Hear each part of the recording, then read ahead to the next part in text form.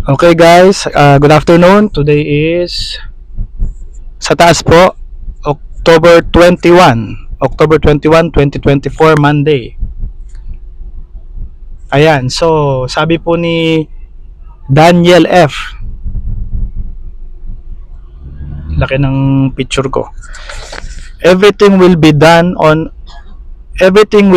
live on the applications that will be released for PieFest, like Map of Pie, sales, purchases, all movements will be broadcast live.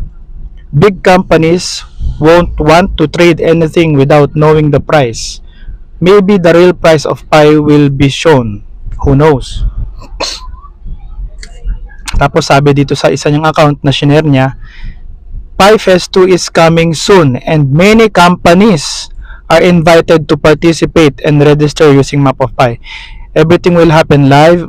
Tapos I already told you that PieFest will be hot and should be publicized.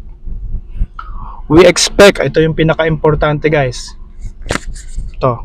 We expect to see very large companies participate. So, ito yung post niya, October 20, 2024, 1 AM siya nag-post. So, imagine nga ninyo guys, kahit isang big company lang, kahit kahit sa automotive, sa sa e-commerce, kunyari Alibaba, Shopee, ganyan, o kaya sa mga ano pa ba? Hindi ko ma-imagine siguro SM o Ayala Malls. O kunyari nag-join yung yung isang company. Let's say Toyota. Kapag yung Toyota nag-join sa ganito, kasi yung mga malalaking companies laging updated yan sa mga financial na mga pagbabago, financial changes. So sa mga financial adaptation, alam nila yan. Yung mga GCash, 'di ba? Kung wala kang GCash, katulad sa tindahan, nag-accept po kayo ng GCash? O sasabihin niya, wala O kaya lang manghihinayang siya.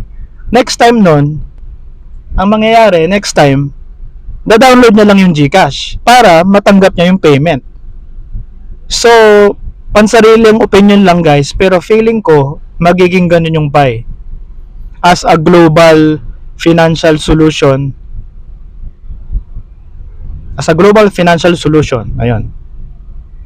Kasi nga lalabanan nito yung inflation 'di ba? Kasi hindi mo na ma-reverse ang inflation. Yun nga, yung mga yumayaman, lalo nang yumayaman, wala nang, yung mga mahihirap paano na? Yung mga average people paano na? 'Di ba? Kaya na-invento po itong Pi network na dedicated nga para sa everyday people. Kung babasahin niyo yung white paper, although ako nga hindi ko pa nabasa lahat. Guilty po ako doon, pero alam ko for everyday people siya. So ayun guys, hope you like my updates. Sana po i-like niyo yung page ko para po masuportahan natin ang bawat isa. And brainstorm lang po tayo. Sige po, thank you very much. Bye. Shake to close.